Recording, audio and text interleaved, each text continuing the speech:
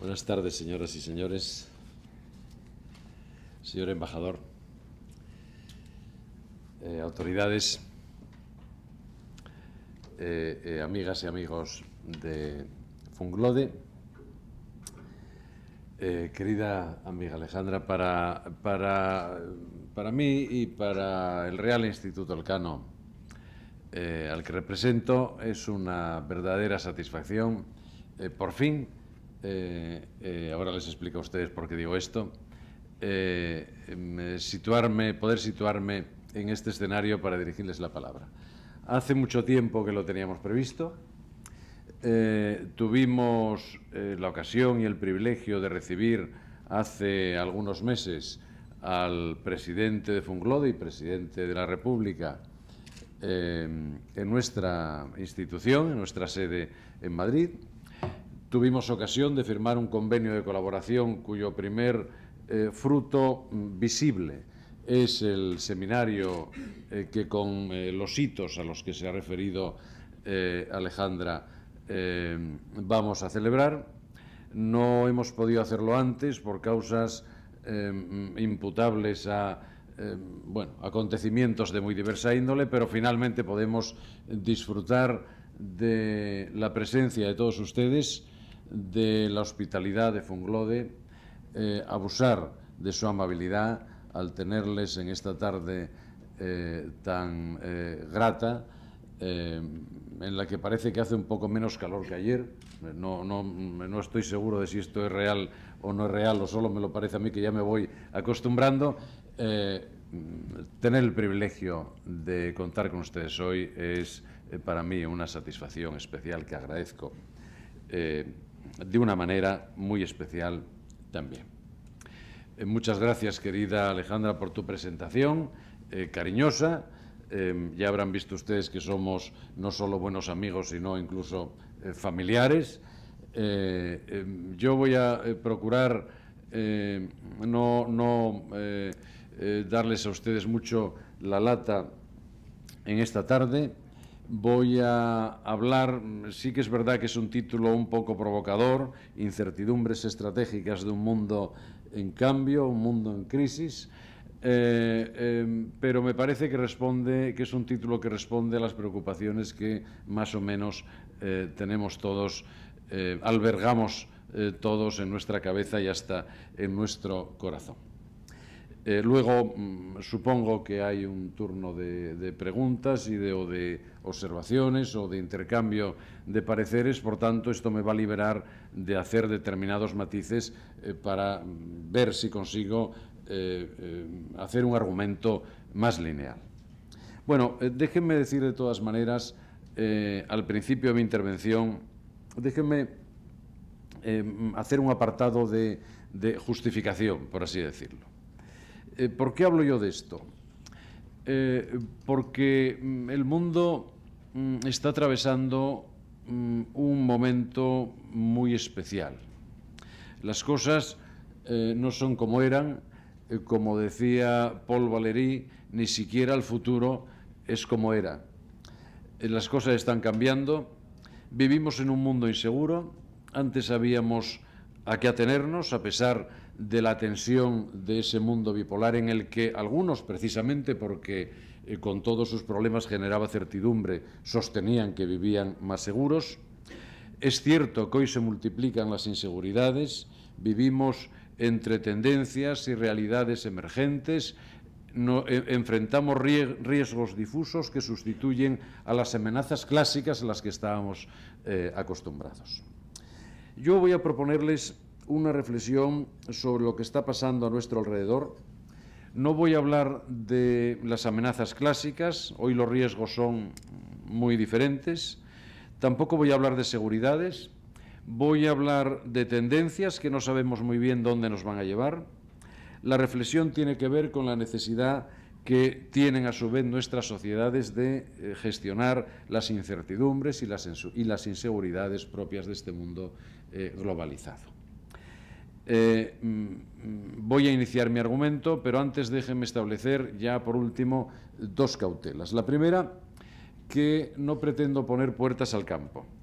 Solo hablaré de algunas tendencias entre otras posibles, y de posibles interpretaciones, entre otras, del escenario internacional. Esta es la primera cautela. La segunda, quiero con ella adelantarme a una posible acusación de pesimismo.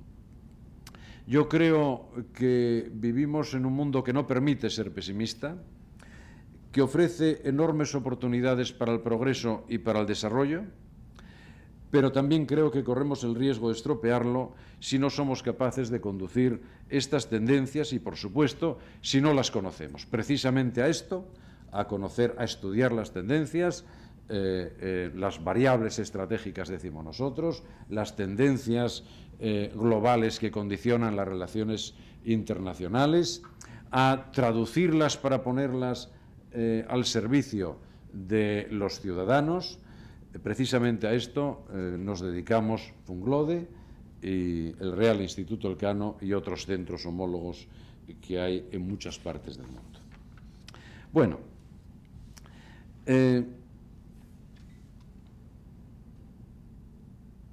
estamos más o menos celebrando los 10 años de la caída del muro de Berlín.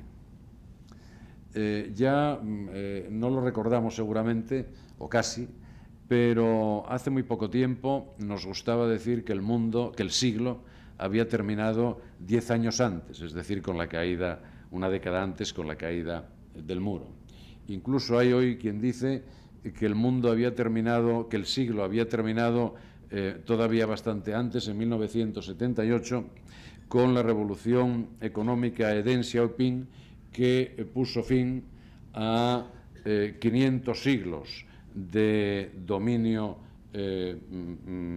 global desde Europa, del Occidente. Bueno, yo quisiera hacer, tomando pie en esa nueva realidad que se abre con el final del siglo, yo quisiera hacer dos constataciones. La primera es que hemos superado el momento bipolar de la Guerra Fría. Se instaló entre nosotros una especie de optimismo generalizado que esperaba la instalación de un orden mundial nuevo, basado en la democracia y en el derecho, aunque según algunos, como decía, estábamos más seguros con la bipolaridad. Se terminó la bipolaridad. Sin embargo, no llegó el orden multipolar, sino la hegemonía. La bipolaridad no da paso a la multipolaridad, sino a la recuperación del liderazgo por parte de una sola potencia, de Estados Unidos, en lo que se llamó momento unipolar. Esto lo dijo un analista, un autor, Krauthammer, en 1990. Es el momento en que hablamos solo de una hiperpotencia, diría Vedrin, o de la potencia indispensable, en palabras de Madeleine Albright.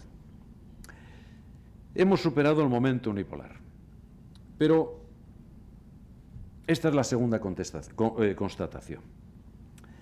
Los ataques del 11 de septiembre ponen fin a esta percepción del poder de Estados Unidos, al que hemos llamado momento unipolar. La superpotencia siguió aplicando los planteamientos propios de un enfrentamiento clásico de la Guerra Fría, pero las amenazas a la sociedad ya no eran las mismas y los medios militares se mostraron ineficaces e insuficientes. Se demostró que una sola nación, por poderosa que fuera, era incapaz de resolver los problemas que afectaban al mundo, porque son problemas globales. La potencia dominante podía ejercer una especie de derecho de veto sobre las relaciones internacionales, pero necesita a las otras naciones para enfrentar los objetivos globales. Por eso digo que hemos superado el momento unipolar. Pero la pregunta sigue en pie. ¿Estamos en un mundo multipolar? Déjenme tomar el argumento desde otra perspectiva, con referencia a un conjunto de tendencias o variables estratégicas que condicionan todo el sistema internacional. Algunas de estas tendencias son de carácter estructural, son permanentes, se han instalado entre nosotros para no dejarnos. Otras son más o menos coyunturales, pero tienen todas ellas la suficiente potencia como para condicionar el futuro de la humanidad. Un factor estructural importante, sin duda ninguna, el incremento de la población, que se está produciendo a un ritmo vertiginoso. La humanidad se incrementa en razón de 200.000 personas día, se ha duplicado en 40 años, pero el crecimiento, para complicar las cosas más, no es uniforme. El mayor crecimiento de población se concentra en las zonas menos desarrolladas, mientras que en los países desarrollados la población envejece. Esto plantea problemas de muy diversa índole a las sociedades desarrolladas o en desarrollo. Por si fuera poco complicada la situación, el mundo se urbaniza. Por primera vez desde hace muy poco tiempo, la mitad de la población mundial vive en grandes ciudades. Hay un dato muy significativo de América Latina. En 1989 había 25 ciudades en América Latina que pasaban del 1.000.000 de habitantes. 10 años después, 49 ciudades superan el 1.000.000 de habitantes. Bueno, por citar un factor estratégico en las que condicionan las cosas que están pasando. Otro factor estratégico lo son los flujos migratorios. Conocemos bien el fenómeno desde ambos lados del Atlántico. No se trata ahora de decir que el fenómeno, que por cierto no afecta a tantos millones de personas como pudiéramos pensar, cuando nos acercamos a la entidad de este factor estratégico, concebido como variable estratégica de futuro, pero sí, por supuesto, a muchas personas. No se trata aquí de poner de manifiesto cómo se ha invertido el sentido de los flujos migratorios, sino que yo creo que lo verdaderamente importante es que la migración se ha convertido en un fenómeno global. Quiere decirse que se multiplica el número de países receptores y se multiplica el número de países emisores. Los países emisores pierden su capital humano, los países receptores tienen que resolver problemas de multiculturalidad.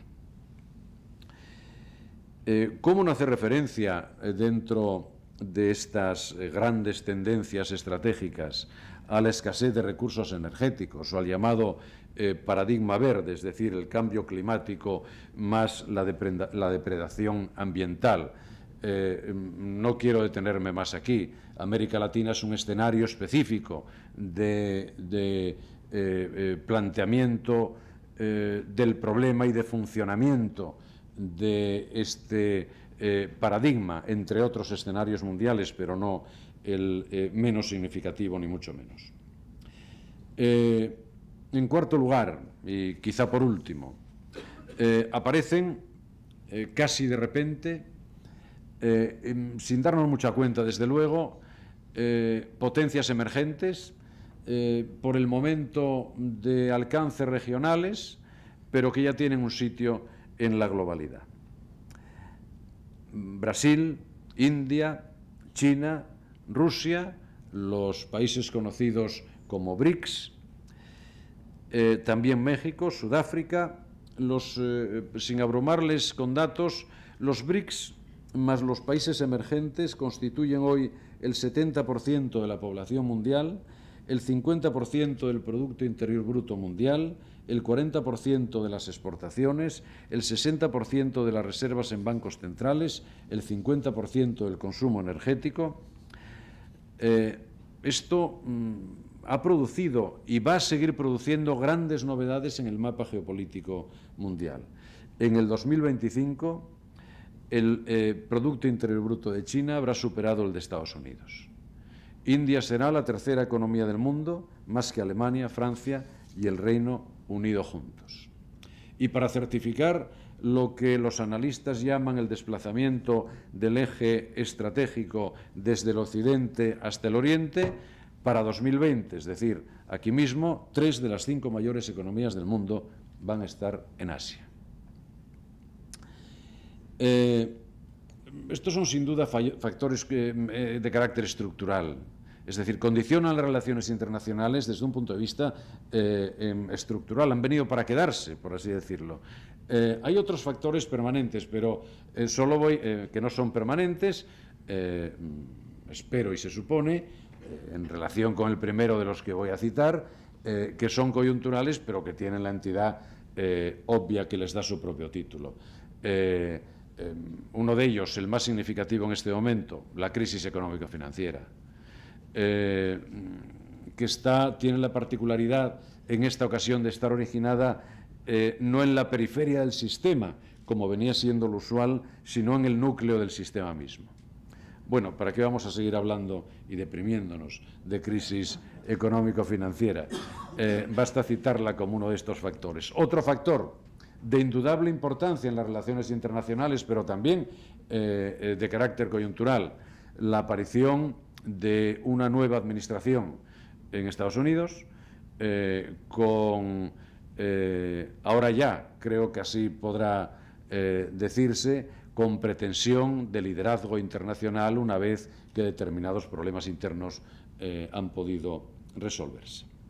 Bueno, estas tendencias y otras están provocando profundos cambios geopolíticos que no pueden enfrentarse sino globalmente. Por eso se trata de tendencias estructurales. Dan paso a un mundo multipolar desde el que podamos enfrentarnos para resolver globalmente y entre todos estos problemas que a todos nos afectan.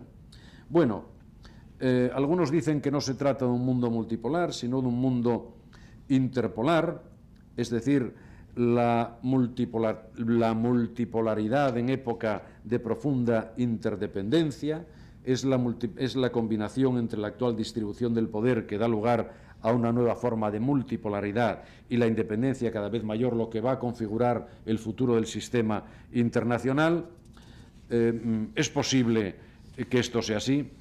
En términos generales, yo creo que puede entenderse que estamos en un contexto ciertamente multilateral, en el que hay, no sé si múltiples, pero diversos centros de poder que ejercen diversos tipos de influencia política, económica, militar o cultural.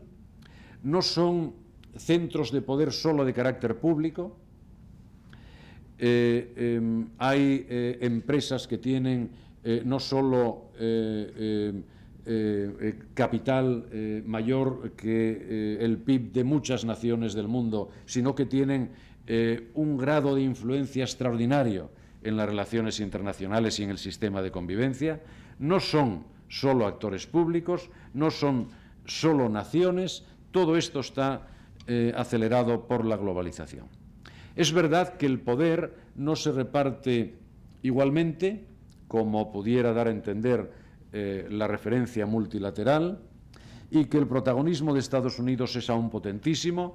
Esto permite a algunos hablar de multipolaridad imperfecta. A mí me gusta hablar de multipolaridad asimétrica. Estados Unidos es una potencia ciertamente preeminente, dispone de un extraordinario poder, de lo que llamamos poder duro. El gasto en defensa de Estados Unidos es un 47% del gasto de defensa mundial. El gasto en defensa per cápita en dólares es 2.290 frente a 232 del resto del mundo. Más datos hay recogidos que tampoco tiene sentido que les abrume con ellos, porque por otra parte el dato de fondo ya es suficientemente conocido. Es cierto, Estados Unidos es una potencia preeminente. Dispone de todo este poder duro en mucha mayor medida que el resto de los países del mundo. Pero China tampoco es como los demás BRICS. China es más que todos los otros BRICS juntos. Por tanto, ahí también hay una cierta diferencia. La Unión Europea 27 países que hoy la conforman, es un sujeto, luego hablaremos de esto si me da tiempo al final, pero es un sujeto activo y nuevo en las relaciones internacionales, con todas las carencias a las que luego me referiré. En otras palabras, hay multilateralismo, no sabemos aún si hay multipolaridad, porque no sabemos cuántos otros países alcanzarán una capacidad de influencia semejante a la que tienen los países que ejercen esa influencia desde una posición preeminente. Y esto tiene, me parece a mí, al menos dos consecuencias fundamentales. La primera es la complejidad del escenario estratégico internacional. La multiplicación de centros de poder, de polos de influencia, complica los acuerdos estables. Aún más, la necesidad de incorporar a las relaciones internacionales las diferentes variables estratégicas, los problemas energéticos, los problemas financieros, los problemas relativos al cambio climático, etcétera, impulsa a establecer alianzas que no se fundamentan, quizá por primera vez, en un modo semejante o coincidente de ver el mundo. Traducido, alianzas entre países que no disponen siempre de los mismos valores. Llamémoslo democracia, por hablar de valores cívicos, podemos llamarlo así. Alianzas que se fundamentan, antes que ninguna otra cosa, en la coincidencia de intereses. Y no me estoy refiriendo a alianzas siempre por arriba. Los BRICS no son todos democracias. Los BRICS hacen cumbres en las que se discuten desde las diferentes posiciones que encarnan cada uno de los países si se van a producir, si se pueden producir, si se decide producir sanciones a Irán o no, en función del desarrollo del programa nuclear. Para hacer posible el pacto con Rusia, de repente se olvida el problema de Georgia. Para poder acercarnos a China, olvidamos el problema que plantea el tratamiento de los derechos humanos en el ámbito de la República Popular. Muchos ejemplos más podría decirse. Las coaliciones basadas en intereses para el futuro van a ser coaliciones flexibles y van a ser, esta flexibilidad va a ser, pienso yo, propia del mundo multipolar complejo que abre a su vez paso a este escenario complejo internacional. Por otra parte, hablaba de dos consecuencias. La primera es la complejidad, la segunda es la interdependencia producto de la globalización. En el mundo en el que estamos viviendo ya no hay distancias, se han diluido las fronteras, la información fluye en tiempo real, los capitales fluyen en tiempo real, las pandemias, cuando las hay, fluyen en tiempo real. En la actual fase del proceso de globalización aún se aceleran los flujos internacionales. Cualquier detalle que surge en un rincón del mundo afecta, por poner el ejemplo de lo que estamos pasando en España estos días, y sin perjuicio de que puedan hablar más detenidamente en otros momentos de este mismo seminario, afecta inmediatamente y sin que nadie pueda conducir las tremendas consecuencias que eso ocasiona a los sistemas financieros de los países que están situados a veces a muchos kilómetros de distancia. Los capitales fluyen en tiempo real, como la información. El problema quizá fundamental es que para gobernar todo esto no tenemos estructuras suficientes, porque las estructuras de la gobernanza del sistema multipolar están obsoletas. No son representativas, han sido creadas para un mundo que ya no existe. Hay, por tanto, un déficit de legitimidad. Pero también hay un déficit de eficacia, porque tampoco, siendo estructuras vigentes, y aún contando con el déficit de legitimidad al que me refería, son estructuras legítimas, tampoco pueden resolver con eficacia los problemas. Estos son, pues, los retos que tenemos en presencia. Y frente a estos retos, en mi opinión, todas las respuestas tienen que producirse en el contexto de la flexibilidad.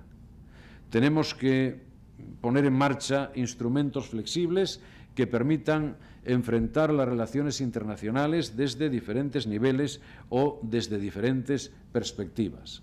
Cuando y a medida que los retos son cada vez más diversos, las instituciones tendrán que ser, las instituciones que intenten gobernarlos tendrán que ser instituciones a veces sectoriales, instituciones para la seguridad, para el medio ambiente, para gobernar la economía.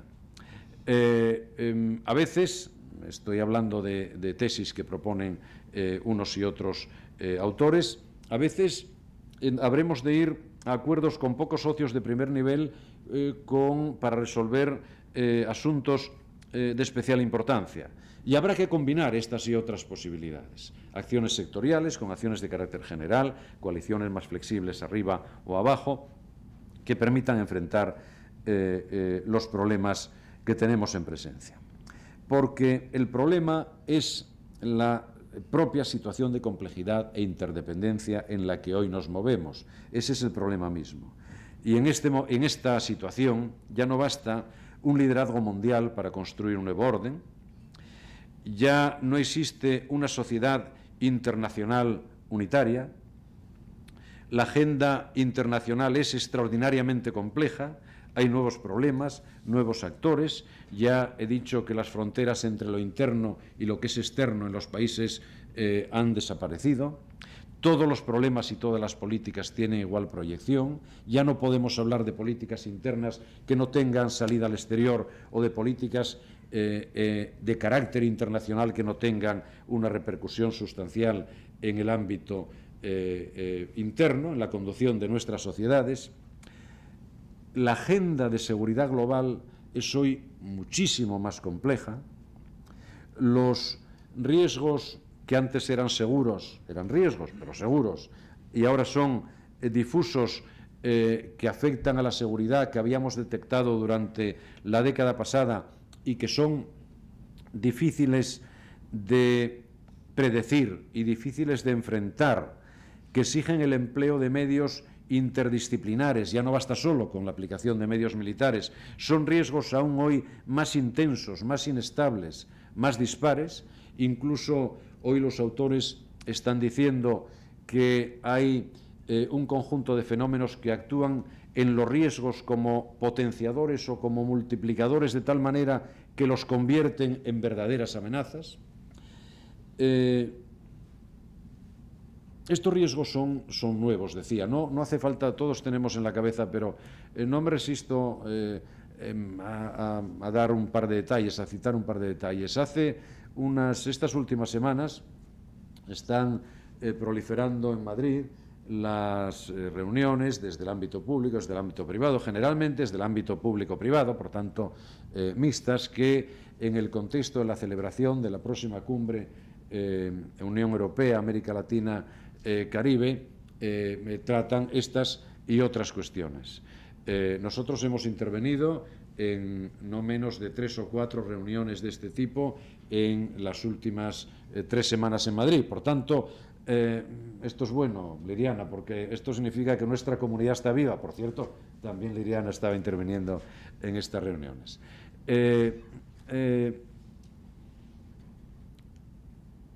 Cuando nos enfrentamos con los problemas relacionados con riesgos en América Latina, antes que ninguna otra cosa, y muy destacadamente, estamos pensando en el riesgo del narcotráfico, que se extiende a las redes de delincuencia, que favorecen el tráfico o el blanqueo de dinero o la trata de productos y personas, y que infectan todas nuestras sociedades. Y esto, al menos con esta envergadura, es un riesgo que no teníamos en presencia hasta prácticamente antes de ayer. pero por hablar de algo que a lo mejor suena, dicho desde aquí, más por supuesto, más lejano, pero más pintoresco y quizá un riesgo más nuestro que de estas, más de Europa que de estas sociedades. De repente nos hemos enfrentado con que las rutas del transporte marítimo han dejado de ser seguras. Y esto tiene unas consecuencias sobre la economía de las naciones, no solo sobre los bienes y sobre las vidas humanas, por supuesto que es lo más importante, verdaderamente extraordinarias. ¿Cómo íbamos a pensar hace 5 años que íbamos a tener que poner desde Europa, desde Europa porque la matriz es OTAN, toda la organización al servicio de la protección de los barcos que pasan, incluso con ayuda humanitaria, o que faenan la flota pesquera por las costas del Cuerno de África? Esto es una realidad tan absolutamente nueva que no podía, pues no sé si podía haberse previsto, pero que desde luego los que pensaban en esto no lo habían previsto hasta ahora. La novedad de los ataques cibernéticos que se están produciendo y que ya hay ejemplos verdaderamente formidables cada vez más y que se van a producir con más frecuencia en el futuro, es un elemento en el que las llamadas nuevas estrategias de seguridad nacional están poniendo una especial atención, como comentábamos esta tarde con el ministro para las Fuerzas Armadas. Bueno, las estructuras de la gobernanza están obsoletas frente a todas estas cuestiones. ¿Qué tipo de estructuras pueden ayudarnos en la gobernanza global? Yo creo que no parece posible un único marco internacional. Quizá un orden multilateral de geometría variable que pudiera comprender diferentes instituciones internacionales de muy diverso tamaño, de diversa composición, de diverso alcance, de diversa función, combinando quizá el eje geopolítico, instituciones universales, regionales, bilaterales, con el eje temático, antes me refería a ello, para gobernar la seguridad o el cambio climático o la no proliferación de armas de destrucción masiva, etcétera. Para todo esto hay diversas posibilidades dentro de este planteamiento de geografía abierta, como decía. El sistema de Naciones Unidas sigue siendo el núcleo central del orden multilateral, con el Consejo de Seguridad como brazo ejecutivo. Es obvio que hay que mejorar su eficacia. Y es obvio que para mejorar la eficacia del sistema de Naciones Unidas nos encontramos con cuestiones que aparecen como peticiones de principio. Y que hay que reformar el Consejo de Seguridad y que tardaremos en poder producirlo todas las naciones puestas de acuerdo. También es verdad que a menudo pedimos a Naciones Unidas más de lo que Naciones Unidas están en condiciones de ofrecer, pero también es cierto que Naciones Unidas hace un esfuerzo extraordinario, como lo demuestra el despliegue que en estos momentos tienen asumido. Algunos defienden que el futuro traerá la relación cualificada de unas grandes potencias de mayor peso o incluso de dos de ellas, Estados Unidos y China. El llamado G2. A veces tiene uno la sensación de que hay, cuando se promueve, cuando se analiza y se concluye desde Estados Unidos sobre esta idea, tiene uno la sensación de que hay una cierta nostalgia de la antigua bipolaridad. Bueno, yo creo que este planteamiento, que es un planteamiento sugerente y que en parte hay que considerar como un planteamiento real, yo creo que, sin embargo, está muy lejos de poder producirse como un planteamiento paradigmático. Ahí está Rusia, ahí está Europa, ahí están las potencias emergentes de una gran envergadura con las que el panorama internacional forzosamente va a tener que contar. Pero la idea vale para ilustrar que hoy en un orden multilateral, no todas las potencias están en el mismo nivel.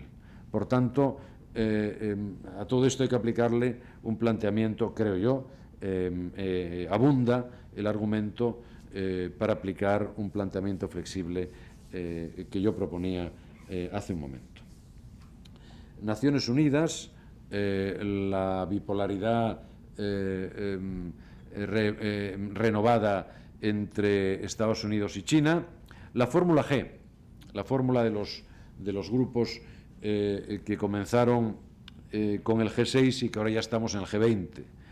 Bueno, por un lado, la legitimidad de la fórmula está en cuestión, pues se trata de reuniones informales que no tienen tratado constitutivo, que no tienen estructura permanente, que no tienen una vinculación oficial con Naciones Unidas.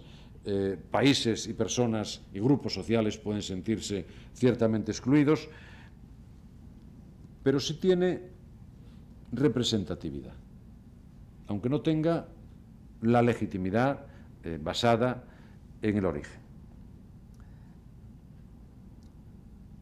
El G20 en este momento comprende más de 2/3 de la población mundial, casi el 90% del Producto Interior Bruto global, el 80% del comercio mundial, más del 60% de la superficie territorial del planeta.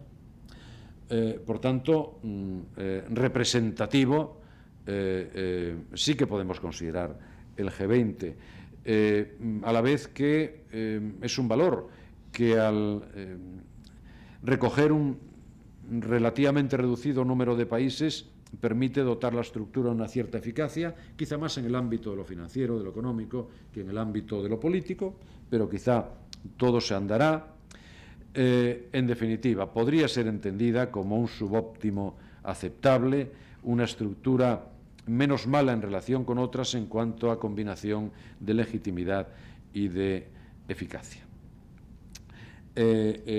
Aunque es verdad, por otra parte, que un planteamiento multilateralista no puede estar completamente cómodo con una fórmula reducida como el formato G, que tampoco es ciertamente perfecto. Por citar una de cal y otra de arena, la representación de América Latina en el G20 es una representación muy potente, es una representación porcentual, tres grandes países están en el G20, porcentual muy elevada al peso de estos países en relación con el resto de componentes del G20. Si a ellos sumamos a España, entramos en una visión dinámica, ojalá que posible y desde luego sugerente en relación con el futuro de nuestra comunidad iberoamericana. Visto desde Europa, el tema, ahora viene la arena, visto desde Europa el tema es bastante más negativo. Cuando estamos haciendo grandes esfuerzos por hablar con una sola voz, a veces incluso nos parece que avanzamos en hablar con una sola voz desde la Unión Europea, el G20 nos obliga a dispersar, acaso no nuestros intereses, pero sí la exposición de nuestros puntos de vista. Por tanto, pero, en fin, y en conclusión, es muy importante asegurar la gobernanza. El peligro de instalar un mundo cada vez más multipolar, sin estructuras que lo gobiernen, aseguren e integren, es un peligro real y muy importante. Por el momento no aparece en el horizonte una estructura global que asegure la gobernanza del sistema. Hay que ir, creo yo, a un modelo abierto que combine perspectivas y fórmulas flexibles, al menos mientras dure este momento de transición hacia un sistema internacional cuyos perfiles definitivos aún no se dibujan con suficiente claridad. Si ustedes me permiten abusar 5 minutos más de su paciencia y en la medida en que pueda seguir hablando, es decir, disponiendo en mi voz a causa del frío que es legendario en el auditorio de Funglode y del que ya se me había hablado, me gustaría, sobre este enfoque, hacer una triple referencia breve, una triple referencia a la posición en todo esto de España, a la posición en todo esto de la Unión Europea y a la relación Unión Europea, incluida España y América Latina, en este entramado. La posición de España, es decir, ¿cómo nos enfrentaríamos nosotros a esto? Obviamente es una posición que no pasa de ser personal o quizá después de nuestras conversaciones y análisis, etcétera, quizá posición compartida desde el ámbito del Real Instituto Elcano, no más allá. No pretendo que sea más allá. Bueno, yo estoy convencido que el papel de España puede ser un papel no menor en el nuevo orden multilateral y quizá multipolar que se avecina. Tenemos un fuerte compromiso con el multilateralismo eficaz, que es un concepto que ha acuñado la propia Unión Europea en sus estrategias de seguridad, un compromiso firme y evidente de apoyo a Naciones Unidas y a las instituciones internacionales, a la cooperación internacional, iniciativas como la Alianza de Civilizaciones. Hemos conseguido participar en el G20, aun no siendo miembros de pleno derecho del G20. Yo creo que tenemos algunas posibilidades y algunas razones para hacer valer un cierto protagonismo en la creación de este orden mundial en el que todos debemos poner nuestra visión. ¿Por qué digo esto? Porque creo que España tiene ya un cierto peso global, Desde el Real Instituto Elcano estamos trabajando ahora en la elaboración de un índice de presencia global que va a afectar, obviamente, de una manera específica a España, pero que va a comparar España con el conjunto de unas 30 economías desarrolladas, por tanto va a permitirnos situar nuestro peso en el mundo. Tenemos unos cuantos claroscuros, por no referirme de otra manera, ya que estoy en presencia de mi embajador, que me disculpará la broma. Tenemos algunos claroscuros en el ámbito de la educación, mucho más en el ámbito que hoy llamamos del I+D+I, en que estamos por debajo de la media de la OCDE. Pocas de nuestras universidades alcanzan niveles de excelencia en los índices mundiales. Hace poco lo decíamos esto, lo trabajábamos esto en Lisboa. En cambio, hay otros indicadores que nos aportan este peso al que antes me refería. Si combinamos unos con otros, la conclusión a la que nosotros llegamos en estudios prospectivos es que nos situamos entre los 10-12 países con más peso del mundo.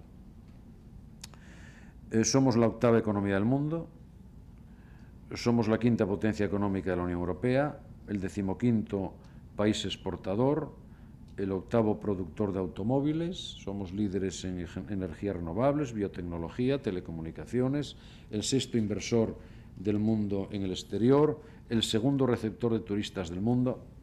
Bueno, el peso que nos dan, digamos, la implicación de este conjunto de indicadores, unos mejores, otros peores, unos por encima de la media europea, otros por debajo de la media europea, pero es un dato que hay que tener en cuenta.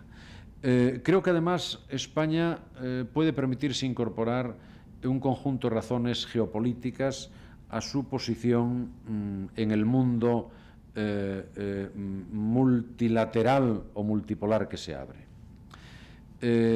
Obviamente estamos comprometidos con la Unión Europea y estamos comprometidos de una manera radical, pero también tenemos unas ciertas características propias por razones históricas y culturales. Estamos en una especie de encrucijada entre el norte y el sur, entre Europa y América, entre Oriente y Occidente, y este espacio geopolítico es el escenario de muchas de las tensiones que plantean las grandes tendencias internacionales. Piensen ustedes en los problemas de la energía y de su transporte y de su extracción, piensen ustedes en los flujos migratorios y el Mediterráneo, piensen ustedes en determinados problemas de seguridad, en el cambio climático. Bueno, creemos que esto dota, y esto tiene ventajas y plantea muchas vulnerabilidades, por tanto no todo es bueno, pero creo que esto nos permite pensar que estamos situados en una especie de nueva centralidad pequeña, a nuestra medida, en el que España puede conseguir su lugar propio. Ahí dejo estas sugerencias. Europa. Bueno, es obvio que para hacer patente ese lugar propio hemos de dotarnos de los medios necesarios de los que en muchos aspectos carecemos. Medios que afectan obviamente a la potencia de nuestro servicio exterior, pero medios que hacen referencia a otros ámbitos del comercio y el desarrollo, es decir, que exige la presencia mundial en los foros, medios que exige la presencia mundial en los foros de decisión. Europa. Europa tiene vocación de actor global. Para eso nace. Europa nace para resolver el problema que plantean las políticas nacionales dentro del viejo continente y para impedir que el resurgimiento de las políticas nacionales vuelvan a provocar los conflictos gravísimos que en el siglo XX provocaron, pero surge también para adquirir masa crítica suficiente que detectaron unos visionarios para poder competir en el escenario internacional como un potente agente de las relaciones internacionales. Europa tiene vocación de actor global. La historia ha demostrado que no es fácil, pero es probablemente la construcción política más envergadura, me parece, de la época moderna. Bueno, ya es un actor global. Hay un mercado único, hay otras carencias, pero hay un único, en este ámbito, interlocutor comercial, hay una moneda única. Europa es una gran potencia económica mundial. Pero hay carencias. A pesar de la puesta en marcha del Tratado de Lisboa, no tenemos todavía de verdad una política exterior y de seguridad unitaria y comprometida que nos permita hablar con una sola voz en el mundo. Y solo contando con esa política será posible disponer de las capacidades de diálogo y de mediación que están íntimamente unidas a la construcción del espíritu europeo y que son las que producen influencia y las que producen percepción global de presencia en los escenarios internacionales. Una vez que Europa ha dejado de ser el centro de gravedad de un enfrentamiento estratégico mundial con la caída del muro y que al mismo tiempo que se derrumbaba el telón de acero y que se desmembraba la Unión Soviética, otras potencias emergían provocando el desplazamiento progresivo del centro de gravedad hacia Asia, Europa tiene que reafirmar su papel como espacio de estabilidad, como promotora de estabilidad frente a las turbulencias que están a las puertas de nuestra casa, en el centro y el este de Europa misma, frente al espacio mediterráneo de la región, frente a la zona relativamente próxima que constituye el mayor foco de inestabilidad del planeta y, en definitiva, tejer políticas para estar en el mundo, entre ellas con respecto de América Latina, si se quiere ser un actor global. Esto es lo que nosotros llamamos construir la Europa política. Y finalmente, y en esta perspectiva y en este escenario, Unión Europea, América Latina, sin perjuicio de que también habrá ocasión mañana de hablar más detenidamente del asunto. Bueno, todos partimos, cuando nos acercamos a este tema, y lo hemos comprobado en nuestras conferencias estos días, del gran cambio que se ha producido en América Latina, en Europa y en el mundo, a lo que me he referido con anterioridad. No merece la pena insistir hoy en esto porque me apartaría del argumento. Hay ámbitos clásicos de nuestra relación, Unión Europea, América Latina, Unión Europea incluida España, de nuestra relación.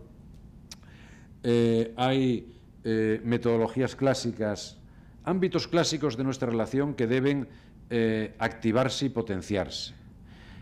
Metodologías que deben ponerse al día. Me estoy refiriendo a la vieja discusión entre la integración o la potenciación de la relación bilateral, de las relaciones bilaterales, para llevar adelante los proyectos ambiciosos de relación entre las dos subregiones del planeta. Se abren además nuevos ámbitos de relación. Antes he citado el tema del narcotráfico en el ámbito de la seguridad y todo lo que eso lleva consigo, que tiene que ver además con políticas que se relacionan no solo con América Latina, sino con África y hasta con el Medio Oriente, comprendiendo Afganistán, o que tienen que ver con la formulación de nuevas tesis relativas a la nueva arquitectura de gobernanza económica y política mundial. Antes me he referido a la potencia que supone estar como estamos en el G20. Pero, además, y quizá me parece lo más importante o lo más sugerente, además, y con esto ya termino, me parece que se abre un ámbito nuevo de relación que sería para el futuro aún mucho más exigente y que tendría consecuencias mucho más potentes para la Unión Europea, España y América Latina en el escenario mundial que está buscando su propia posición en el firmamento una vez que este periodo de transición termine. Y es que la cuestión de la relación hay que planteársela, me parece, no solo en términos de plataformas de cooperación regional, sino algo más allá, cooperación sobre temas globales, sobre temas no domésticos, sobre temas nuevos, sobre los que las respuestas deben ser igualmente globales, que son los temas de fondo, y sobre los que la identidad de valores supone un gran valor añadido sobre las otras conexiones que pueden existir en el mundo. Es decir, se trataría de reflexionar juntos y de promover ideas desde una reflexión común sobre los problemas del mundo, no solo sobre los problemas de América Latina o, si acaso ustedes me apuran, sobre los problemas de América Latina y de Europa. A mí me parece que por ahí, más o menos, va a transcurrir o debiera transcurrir el futuro de la relación. Si a este planteamiento de búsqueda del futuro a través de la puesta en común de unos valores que ya lo son y de unos intereses que lo siguen siendo, podemos sumar por vías de lo que ahora se llama triangulación a otros países, y estoy pensando en el norte del continente, tanto mejor. Pero a mí me parece que este es un planteamiento que puede darnos a las dos subregiones que estamos mirándonos con el Atlántico por en medio, un futuro común del que esperar una posición más firme en un mundo que, quién sabe, a lo mejor en algún momento se convierte de verdad en multipolar. Muchas gracias.